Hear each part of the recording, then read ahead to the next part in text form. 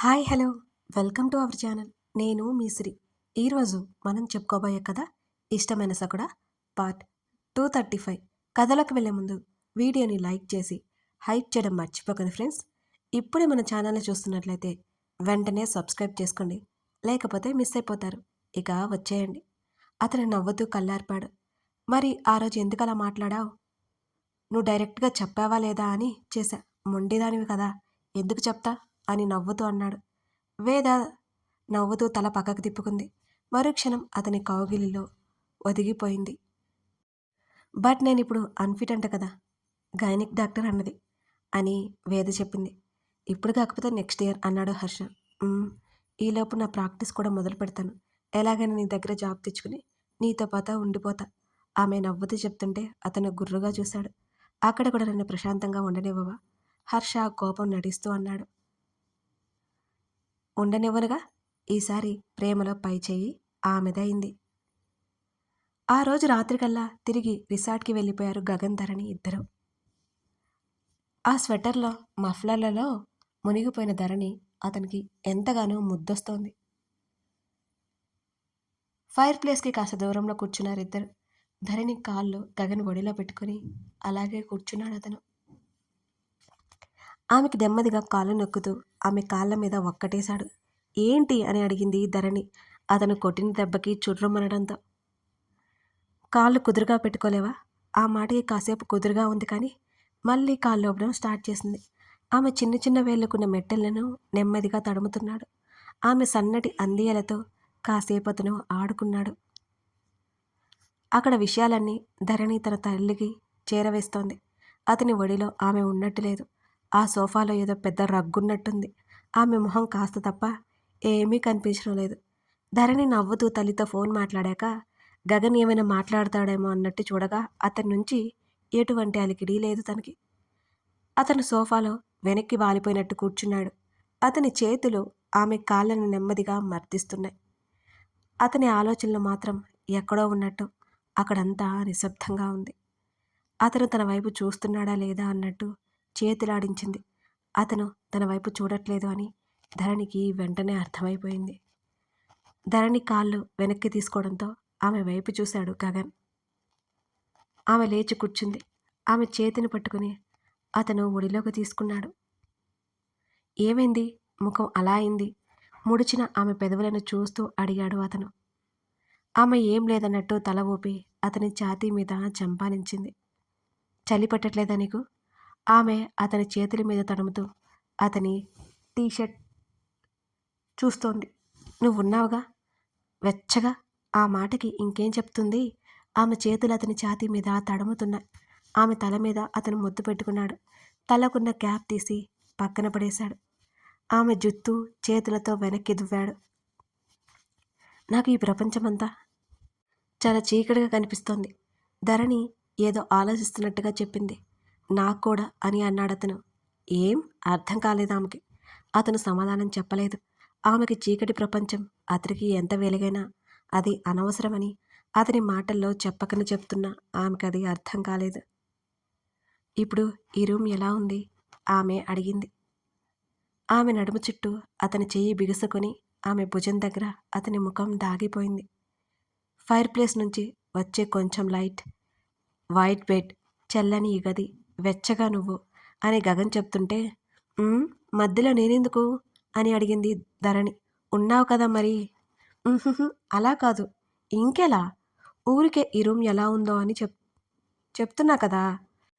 నువ్వే డిస్టర్బ్ చేస్తున్నావు అని అన్నాడు గగన్. సరే చెప్పు. వెచ్చగా, నువ్వింకా వెచ్చగా అంటూ నేరుగా అతని చేతిని ఆమె నడుం మీదకి చేర్చాడు. ఇక చాలు, ఎలా ఉందో నాకు బాగా అర్థమవుతుంది. ధరణి నవ్వలేక నవ్వుతుంటే అతనికి ఈ విషయం అర్థమై కష్టంగా నవ్వాపుకున్నాడు. చెప్పు నీవు నన్ను అని అన్నాడు గగన్. ఏం అక్కర్లేదు అంది ధరణి ఇక్కడ నునుపుగా అంటూ ఆమె మెడ మీద అతను ముద్దు పెట్టుకున్నాడు. ధరణి బిగుసుకుపోగా రిలాక్స్ ఆమె చెవి దగ్గర చెప్పి ఆమెను చుట్టుకుని అలాగే వెనక్కి వాళ్ళట్టు అతను కళ్ళు మూసుకున్నాడు. అతనిలో ఆమె ఒదిగిపోయి ఆ రాత్రి మరింత హాయిగా నిద్రపోయింది. మరో 2 రోజులు అక్కడే గడిపారు. హర్ష అటు నుంచి అటు ఢిల్లీ వెళ్ళాలి అని చెప్పాడు. వేద మరో 2 రోజులు అక్కడ పని చూసుకుని హర్ష దగ్గరికి వెళ్ళిపోతానని చెప్పడంతో ధరణి, గగన్ బయలుదేరిపోయారు ఇంటికి. ఏమైంది హర్ష? సాయంత్రం హోటల్ రూమ్కి వచ్చిన అతన్ని అడిగింది వేద. ఆమెను గట్టిగా చుట్టేసి ఫిట్నెస్ టెస్ట్ జరిగింది అండ్ గేమ్ కూడా, కానీ మెయిన్ ప్లేయర్ని కాదు అంటూ పెదవి విరిచాడు. ఇట్స్ ఓకే హర్ష, ఏం పర్లేదు. చూడు, ఇంకొన్ని రోజుల్లో మళ్ళీ మెయిన్ టీంలోకి వెళ్ళిపోతాం అంటూ దిగులుగా ఉన్న అతని చెంపలు పట్టుకొని చెప్పింది వేద. అతను తల ఊపాడు అలాగే అన్నట్టు. ఓయ్, ఇంకా అలా ఉంటే ఎలా? సంవత్సరం పైగా ఫిట్నెస్ ట్రైనింగ్ లేదు, గేమ్ గురించి ప్రాక్టీసు లేదు, అయినా నువ్వు బెస్ట్ ఇచ్చావు. ఇంకొన్ని రోజులైతే ఇంకా సూపర్గా పెర్ఫామ్ చేస్తావు. అలా ఉండకు ప్లీజ్. అదేం లేదు, నేను కూడా ఇదే ఆలోచిస్తున్నా. ఇంకా బెస్ట్ పర్ఫార్మెన్స్ ఇవ్వాలి అని అన్నది. ఇస్తావు, ఇంకో 6 మంత్స్లో ఆస్ట్రేలియాలో మ్యాచ్ ఉంది. ప్రస్తుతం ఇదే కదా నీ టార్గెట్. ఆ రోజు నువ్వు, నేను, గగన్, ధరణి అందరం వెళ్దాం. నీ గేమ్ నీ ఫ్రెండ్ చూడలేదని తెగ ఫీల్ అవుతున్నావు కదా, నీ ఫ్రెండ్ గర్వపడేలా చేయాలి మరి నువ్వు అంటూ అతని బుగ్గ మీద ముద్దు పెట్టుకుంది వేద. నవ్వుతూ ఆమెను చుట్టేశాడు హర్ష.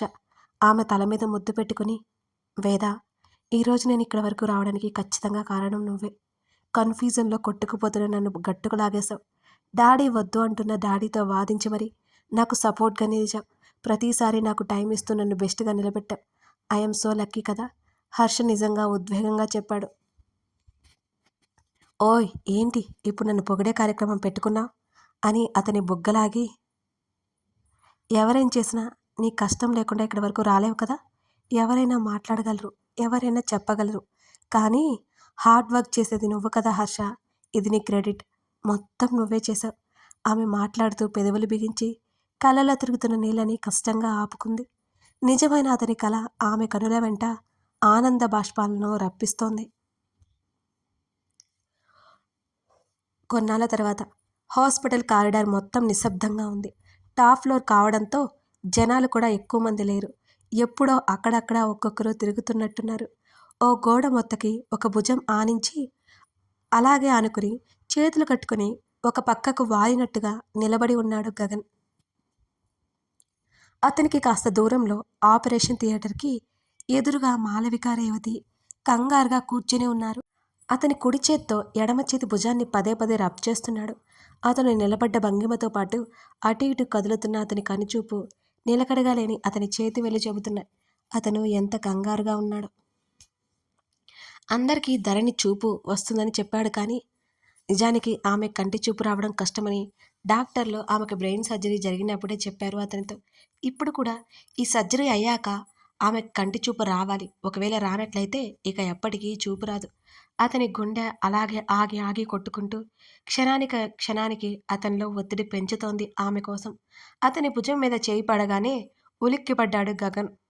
గగన్, కూల్, ఏం కాదు, నమ్మకముంచు అని అతని చేతి మీద తట్టింది వేద. ఆప్టిక్ నెర్వ్ పూర్తిగా డ్యామేజ్ అవ్వలేదు Gagan, she will be fine. ఆమె తన కంగారును దాచుకుంటూ అతనికి ధైర్యం చెప్పసాగింది. అతను మౌనంగా ఉన్నాడు. అప్రయత్నంగా ఇద్దరూ రేవతి, మాలవిక వైపు చూశారు. వాళ్ళ మొహాలు సంతోషంతో వెలిగిపోతున్నాయి. ఈ సర్జరీ జరిగితే ధరణి ఖచ్చితంగా కంటి చూపు వస్తుందని భ్రమలో ఉన్నారు వాళ్ళు. గగన్, అతనేం మాట్లాడకపోవడంతో వేద పిలిచింది. ఆమె వైపు తల తిప్పి చూశాడు. తనకిప్పుడు కట్ చేసి సర్జరీ చేయట్లేదు, జస్ట్ ఎండోస్కోపీ టైప్లో చేస్తున్నారు. నువ్వు టెన్షన్ బాబుకు అని అతని కంత మీద నుంచి కారుతున్న చురు చెమటలను చూస్తూ చెప్పింది వేద. ధరణికి చూపు రాకపోతే అనే ఊహ తన్ని కలిచివేస్తోంది. ఆమె తట్టుకోలేదు. ఆమెకి లైఫ్ లాంగ్ అతి భయంకరమైన సమస్య ఉండకూడదు. అలా క్యాంటీన్ వరకు వెళ్ళి వద్దాం పదా. బలవంతంగా అతని చేతిని పట్టుకుని వేద అతన్ని లాక్కుపోయింది. ఇద్దరు వెళుతుండగా అక్కడ గణేష్ విగ్రహం కనిపించింది. ఆ విగ్రహానికి పూలదండలు వేసి ముందు దీపం వెలిగించి అగరత్తులు పెట్టినట్టున్నారు.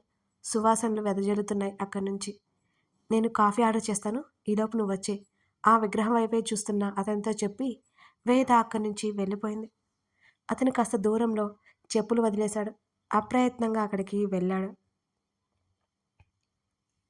నేను ఎప్పుడు నాకు అది కావాలి, ఇది కావాలని కోరుకోలేదు. నాకేం లోటు లేదు, కానీ ఒక్క కోరిక, ఒకే ఒక్క కోరిక కోరాను, అది తీర్చు. అప్రయత్నంగా అతని 2 చేతులు దగ్గరికి వచ్చాయి. మరో 2 నిమిషాల తర్వాత అతను అక్కడి నుంచి కదిలాడు. ఉదయం నుంచి ఏం చేస్తున్నావు? అక్కడ ఫ్రెండ్ టెన్షన్లో ఉంటే అల్లాడుతున్నాడు అని అప్పుడే వస్తున్న హర్ష మీద గయ్యమంది వేద. చిన్న వర్క్ ఉంటే చూసుకుని వస్తున్నా, సర్జరీ అయిపోయిందా అని అడిగాడు హర్ష. Yeah, almost done. చూడాలి అంటూ అక్కడే ఒక్కడిగా ఒకే పొజిషన్లో నిలబడి ఆలోచిస్తున్నట్టుగా ఉన్న గగన్ దగ్గరికి నడిచారు ఇద్దరు. రేయ్, హర్ష పిలుపుకి తల ఎత్తి చూశాడు గగన్.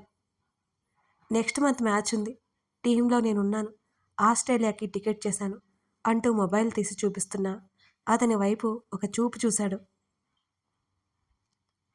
ఏంట్రా ఆ చూపు? ఈసారి నువ్వు రాకపోతే నేను ఒప్పుకోను, ధరణికి కూడా అక్కడ చూసినట్టు ఉంటుంది అని హర్ష చాలా మామూలుగా చెప్తున్నా వేద ఆ మాటలకు నవ్వాపుకుంటోంది. హర్ష పొట్టలో ఒక్కటిచ్చాడు గగన్. నొప్పు లేకపోయినా నొప్పున్నట్టు నటించాడు హర్ష. ఓయ్, నువ్వేంటి మా ఆయన్ని కొడుతున్నావు, నా ముందే కొట్టేస్తున్నావు అని వేద నడుం మీద 2 చేతులు పెట్టుకుని అడిగింది. ఏయ్ రాక్షసి, రెచ్చగొడుతున్నావా అని హర్ష ఆమె మెడ చుట్టూ చెయ్యేశాడు. అప్పటి వరకు మౌనంగా ఉన్న గగన్ పెదవుల మీద చిరునవ్వు వచ్చింది వాళ్ళ మాటలు వింటుంటే. డాక్టర్స్ బయటికి వస్తూ కనిపించారు. వాళ్ళిద్దరిని వదిలి వేద అక్కడి నుంచి వెళ్ళింది. ఆమె వాళ్ళతో ఏదో మాట్లాడి తిరిగొచ్చింది. ఏమైంది? వేద సైలెంట్గా చేతులు నలుపుకోవడం చూసి గగన్ గుండె మళ్ళీ గట్టిగా కొట్టుకోవడం మొదలుపెట్టింది. సక్సెస్ అయిపోయింది, సర్జరీ సక్సెస్ అయిపోయింది అంటూ కెవ్వుమని అరిచింది వేద సంతోషంగా. గగన్ శరీరం అంతా అతని ఆధీనంలో లేనట్టు, అతని హృదయం సంతోషంతో ఉప్పొంగినట్టు అక్కడే కుర్చీలో కోలబడ్డాడు గగన్. అతని భుజం మీద చేయి వేసి తట్టాడు హర్ష. హర్ష చేతిని మరింత బిగించి పట్టుకున్నాడు అతను. ఏది తిన్నగా చెప్పడం రాదు అంటూ వేద తల మీద ఒక్కటి కొట్టాడు హర్ష. ఏయ్, ఇక్కడ మా అమ్మ ఉంది, మా అత్త ఉంది, మా బావగారు కూడా ఉన్నారు, నువ్వు ఇలా కొడితే నీకు బాగోదు చెప్తున్నా హర్షకు వార్నింగ్ ఇచ్చింది వేద. అమ్మో, నాకు భయం వేస్తోంది అని అన్నాడు హర్ష. వేద నవ్వి, మరి ఏమనుకున్నావు నేనంటే అని లేని కాలర్ ఎగరేసింది. హర్ష సీరియస్గా చూసి నవ్వేశాడు. గగన్, మీ ఆవిడ గారు ఇంకా కళ్ళు తెరవలేదు, నువ్వు రావాలి అంట అన్నది వేద. వస్తున్నాను అని అంటూ మరోసారి డాక్టర్కి కృతజ్ఞతలు తెలిపి వేదతో పాటు నడిచాడు గగన్. వీళ్ళు వెళ్ళేసరికి డాక్టర్ కూడా ఉన్నారక్కడ. అతను ధరణితో మాట్లాడుతూ రిలాక్స్ అయ్యేలా ఒత్తిడి లేకుండా చూసుకుంటున్నాడు ధరణిని. గగన్ అక్కడికి రాగానే వెంటనే ఆమెను చూశాడు. ఆమె కనురెప్పలో అటు ఇటు కదులుతూ వాడిన రేకుల్లాగా ఉన్నాయి. ధరణి, నీ హస్బెండ్ వచ్చారు, మెల్లిగా కళ్ళు తెరు, డాక్టర్ చెప్తున్నాడు. రిలాక్స్ రిలాక్స్ ధరణి అని పదే పదే చెప్తున్నాడు ఆమెకి.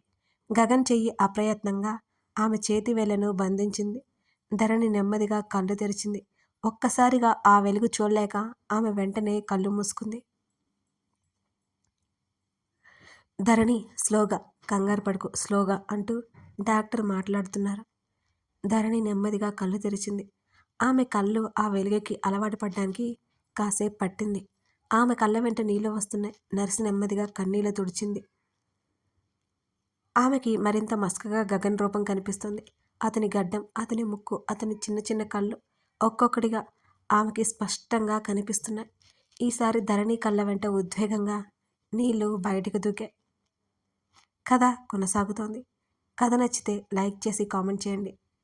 ఇంకా ఎవరైనా సబ్స్క్రైబ్ చేసుకొని వాళ్ళుంటే మన ఛానల్ని సబ్స్క్రైబ్ చేసుకొని ఆ పక్కనే బెల్ సింబల్ని యాక్టివేట్ చేయండి.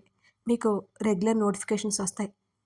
అలాగే మీకు కథలు ఇష్టమైతే మన ఛానల్కి సపోర్ట్గా ఉండాలంటే మెంబర్షిప్ తీసుకొని ప్రోత్సహిస్తారని ఆశిస్తున్నాను.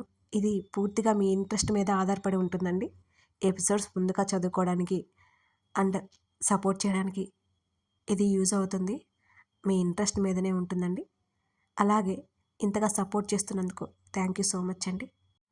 మెంబర్షిప్ ఎలా తీసుకోవాలో తెలియని వాళ్ళ కోసం చెప్తున్నానండి. తెలియని వాళ్ళ కోసం మాత్రమే. మన Siri audio stories or Siri diaries ఏదైనా ప్రొఫైల్కి వెళ్ళినప్పుడు అక్కడ జాయిన్ అని ఉంటుందండి. ఆ జాయిన్ బటన్ మీద క్లిక్ చేస్తే మీకు నచ్చిన లెవెల్ ఉంటుంది, కనిపిస్తుంది, అన్నీ సెలెక్ట్ చేసుకోవచ్చు. అక్కడ ప్రాసెస్ అంతా 1 బై 1 మీకు తెలుస్తుంది. లేకపోతే మెంబర్షిప్ వీడియోస్లోకి వెళ్ళి ఆ వీడియో మీద క్లిక్ చేస్తే డైరెక్ట్గా జాయిన్ బటన్ వస్తుంది. అక్కడి నుంచి కూడా మెంబర్షిప్ తీసుకోవచ్చండి. అర్థమైందని అనుకుంటున్నాను. Thank you for watching this video. మరో ఎపిసోడ్తో మళ్ళీ కలుద్దాం.